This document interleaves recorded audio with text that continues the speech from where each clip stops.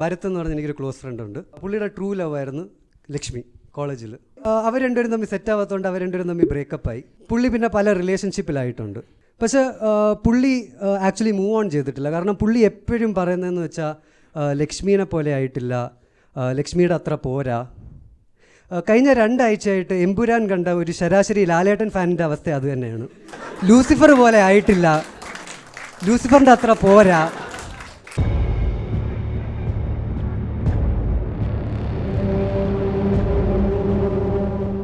എത്ര പേര് ഇവിടെ എമ്പുരാൻ കണ്ടിട്ടുണ്ട്? Give me a cheer. Empuraan കണ്ടിട്ടുണ്ട്. എത്ര പേർക്ക് വർക്കായി? എത്ര പേർക്ക് എമ്പുരാൻ ഇഷ്ടപ്പെട്ടു? Give me a cheer. ഇഷ്ടപ്പെട്ടു. യെസ്, എമ്പുരാൻ കുറേ പേർക്ക് ഇഷ്ടപ്പെട്ടിട്ടുണ്ട്. എനിക്കൊക്കെ ആക്ച്വലി മറ്റേ ലൂസിഫർ വസന്തമാണ്. അതായത് എമ്പുരാൻ എനിക്ക് ഇവിടെ നിന്നാണ് ഇഷ്ടം. ഇവിടെ ഇപ്പോഴും ലൂസിഫറാണ്, മനസ്സിലായില്ലേ? എമ്പുരാൻ വർക്കാവാത്ത കുറച്ച് ആൾക്കാരുണ്ട്, സ്വാഭാവികം. ചിലർക്ക് എമ്പുരാൻ ഇഷ്ടപ്പെട്ടിട്ടില്ല. അതിൽ 2 ടൈപ്പ് ആൾക്കാരാണുള്ളത്. ഒന്ന്, സംഗി എന്ന് വിളിപ്പേര് കിട്ടുമെന്ന് പേടിച്ച് പുറത്ത് എമ്പുരാൻ ഇഷ്ടപ്പെട്ടെന്ന് കള്ളം പറയുന്ന കുറച്ച് പേര്.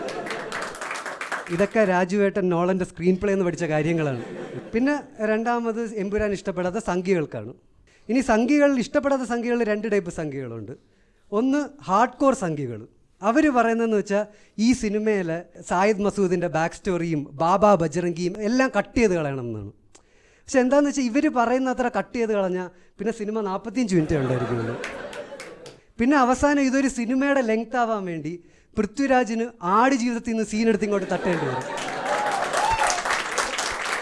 പിന്നെ കുറച്ച് സോഫ്റ്റ് സംഗീസ് പറഞ്ഞെന്താന്ന് പറഞ്ഞാൽ ഇത് കട്ട് ചെയ്യേണ്ട കാര്യമൊന്നുമില്ല, ഇത് കാണിച്ചത് കുഴപ്പമില്ല, ഹിസ്റ്റോറിക്കലി ആക്യുറേറ്റ് ആണ്. പക്ഷേ ഹിന്ദുസിനോട് കാണിച്ച അനീതിയും കൂടെ കാണിക്കണം, മനസ്സിലായില്ലേ? ഇപ്പോൾ 90കളിൽ കശ്മീരിൽ എന്ത് നടന്നു അതെന്തുകൊണ്ട് നിങ്ങൾ കാണിക്കുന്നില്ല? പക്ഷേ ഇത് ആക്ച്വലി ഇവർ L3 അഡ്രസ്സ് ചെയ്യുന്നുണ്ട്. എനിക്ക് L3 സ്ക്രിപ്റ്റ് മൊത്തം അറിയാം. എങ്ങനെയാണ് നിങ്ങൾ ചോദിക്കുന്നുണ്ട്. ഞാൻ ആക്ച്വലി ഒരു ഇലുമിനാറ്റി മീറ്റിംഗ് ഒളിഞ്ഞു നോക്കിയിട്ടുണ്ട്. അങ്ങനെ ഞാൻ ഒളിഞ്ഞു നോക്കിയപ്പോഴാണ് എനിക്ക് മനസ്സിലായത് L3 തുടങ്ങുന്നത് ആക്ച്വലി കശ്മീരിലാണ്, 90കളിലെ കശ്മീർ. അവിടെ ഈ മുസ്ലിം തീവ്രവാദികൾ ഒരു പാവം ഹിന്ദു ബാലനെ ഇങ്ങനെ ചേസ് ചെയ്തുകൊണ്ടിരിക്കുകയാണ്. ബാക്ക്ഗ്രൗണ്ടിൽ അറബി മ്യൂസിക്, കാരണം സ്റ്റീരിയോ ടൈപ്പ്. ഓക്കെ, അപ്പോൾ ഇങ്ങനെ ചേസ് ചെയ്തുകൊണ്ടിരിക്കുകയാണ്. ഈ ഹിന്ദു ബാലൻ, പേര് ബാലൻ നായർ, അതെ കശ്മീരി നായരാണ്. കാരണം അങ്ങനെയാണല്ലോ മലയാള സിനിമയുടെ സ്റ്റാൻഡേർഡ് എന്ന് പറഞ്ഞാൽ നല്ല ഹിന്ദുക്കൾ, അപ്പർ കാസ്റ്റ് ഹിന്ദു. അതായത് ഈ സിനിമയിലെ പൊളിറ്റിക്സും നന്മയും തിന്മയും തമ്മിലല്ല, തിന്മയും തിന്മയും തമ്മിലാണ്. അപ്പോൾ ഈ ബാലൻ നായർ ഇങ്ങനെ ഓടുകയാണ്. ഈ ബാലൻ നായർ ഓടിപ്പോയി എത്തുന്നത് സ്റ്റീഫൻ നെടുമ്പള്ളിയുടെ അടുത്താണ്. ഇവൻ്റെ കുടുംബത്തിനെയൊക്കെ ഈ മുസ്ലിം തീവ്രവാദികൾ കൊന്നു. അതുകൊണ്ട് സ്റ്റീഫൻ നെടുമ്പള്ളിക്ക് ഈ പയ്യനെ സംരക്ഷിക്കണം. ഇത് സ്റ്റീഫൻ നെടുമ്പള്ളി മോഹൻലാലല്ല, പ്രണവ് മോഹൻലാലാണ്. കറക്ഷൻ. ആക്ച്വലി ഞാനൊരു പ്രണവ് മോഹൻലാൽ ഫാൻ ബോയ് ആണ്. നെപ്പോ കിഡ്സിനെ പറ്റി പറയുമ്പോൾ ഒരു സുഖമുണ്ടല്ലേ. അതെന്താണെന്നറിയാമോ? ഈ ജീവിതത്തിൽ ഒന്നും ആയില്ലെന്നൊരു വാഗ്യലതയില്ല, അത് റിലീസാവുന്നുണ്ട്. അപ്പോൾ ഇത് പ്രണവ് മോഹൻലാലായ സ്റ്റീഫൻ നെടുമ്പള്ളിയുടെ അടുത്ത് വരെയാണ്. അപ്പോൾ സ്റ്റീഫൻ നെടുമ്പള്ളിക്ക് ഈ 16 വയസ്സുകാരൻ ബാലൻ നായറിനെ സംരക്ഷിക്കണം. അപ്പോൾ സ്റ്റീഫൻ നെടുമ്പള്ളി ഒരു ഐഡിയ ഇടും, ഈ പയ്യൻ്റെ പേര് നമുക്ക് മാറ്റാം. ഇവിടെയാണ് നിങ്ങൾ മുരളി ഗോപി എന്ന റൈറ്ററിൻ്റെ ബ്രില്യൻസ് മനസ്സിലാക്കേണ്ടത്. മനസ്സിലായി? ഞാൻ മുരളി ഗോപിയുടെ ഫാൻ ബോയ് ആണ്. ഓക്കെ, മുരളി ഗോപി ആക്ച്വലി പേര് മാറ്റുമ്പോൾ ചിന്തിച്ചൊരു കാര്യം എന്താണെന്ന് വെച്ചാൽ, ഇപ്പോൾ L2 കണ്ടപ്പോൾ ഹിന്ദുക്കളൊക്കെ വന്നു, ഇനി L3 കാണുമ്പോൾ മുസ്ലിങ്ങൾ വരും, അപ്പോൾ അവരെ L2 കാണിക്കും. ഇനി ക്രിസ്ത്യൻസും കൂടെ വരണ്ടെന്ന് വിചാരിച്ചിട്ട് പുള്ളി ഈ കുട്ടിക്കിട്ടത് ഒരു സെക്യുലർ പേരാണ്.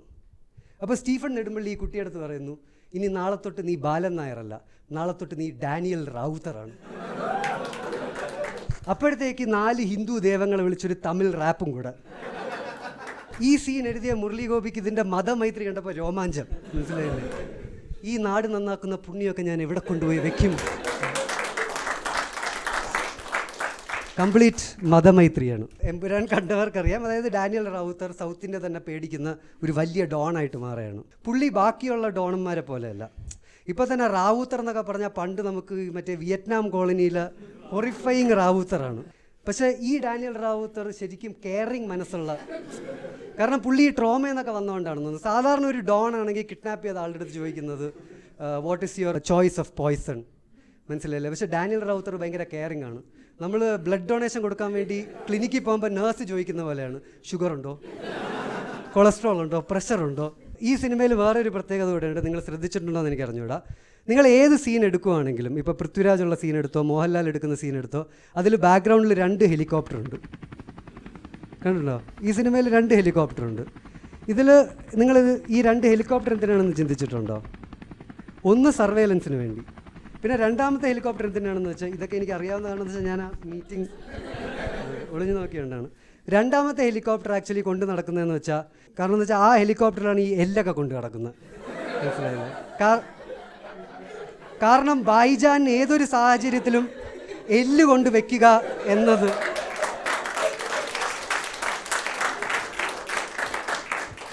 ഇപ്പോൾ ഉദാഹരണത്തിന് ഖുറേഷി എബ്രാം ഒരു ബോൺലെസ് ചിക്കൻ പറയുകയാണെങ്കിൽ അവിടെയും എല്ല് കൊണ്ടുവരും. ഇനി അടുത്തിരിക്കുന്ന സയ്യദ് മസൂദ് ഒരു ചിക്കൻ ബിരിയാണി കഴിക്കുകയാണെങ്കിൽ പുള്ളി ആ എല്ല് കളയൂല, L3 ഉപയോഗിക്കാമല്ലോ.